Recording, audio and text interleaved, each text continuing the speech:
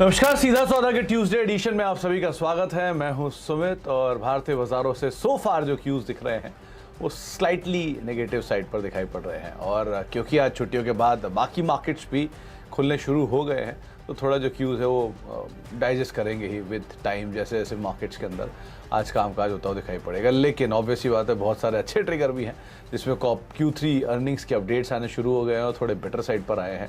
At least कुछ institutes के तो बढ़िया साइड पे देखने को मिले हैं, नंबर्स भी आने वाले हैं। लेकिन बाकी क्यूज़ कैसे हैं वो तो नीरज जी आपको बताएंगे ही। नीरज जी हमारे साथ मौजूद भी हैं।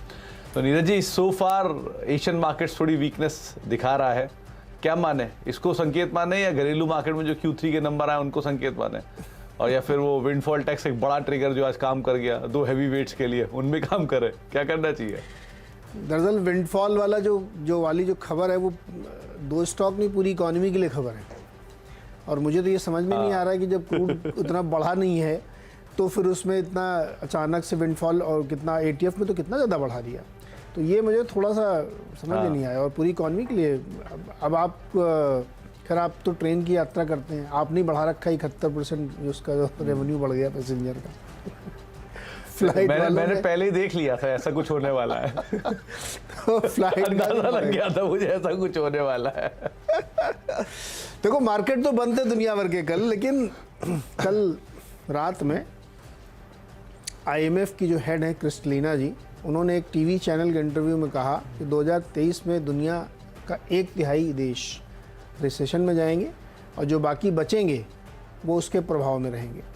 जिनको लग रहा है कि उनके यहाँ रिसेशन नहीं होगा उनमें भी जो है बहुत दिक्कत होने वाली है, बहुत टफ ईयर होगा 2023, including US, China and Russia, तमाम जो देश हैं उन सब में भी ये दिक्कत आएगी। तो इसके बाद जो है आप देखिए फ्यूचर्स मार्केट में लालिया छा गई, पहले हरियाली छाई हुई थी। तो ये एक बड़ा कंसर्न है। अब ये एक इकोनॉमिस्ट और IMF का स्टेटमेंट है जो कि मतलब इकोनॉमिक इंडिकेटर्स पे आधारित है। मार्केट इसको कितना सीरियस लेगा या इस पर कितना रिएक्ट करेगा ये हमें पता चलेगा थोड़ी देर में। लेकिन जो वो कहना चाह रही हैं वो बहुत ही गंभीर और चिंता की बात है कि दुनिया भर में अगर इस तरीके के 1/3 देश रिसेशन में जा रहे हैं, बाकी देशों पे इसका असर पड़ेगा तो थोड़ा सा दिक्कत मार्केट को हो सकती है। अब इंडिया में भी जो एकदम से विंडफॉल गेन बढ़ा दिया गया है, डीजल में बढ़ा दिया गया, ETF में बढ़ा दिया गया, क्रूड प्रोडक्शन पे बढ़ा दिया गया, वो भी इस तरफ इंडिकेट करता है कि इकोनॉमीज़ की हालत क्या है और सरकारों को कितने पैसे की ज़रूरत है। तो मुझे लगता है कि इसको ध्यान में रखते हुए आज मार्केट रिएक्ट करेगा।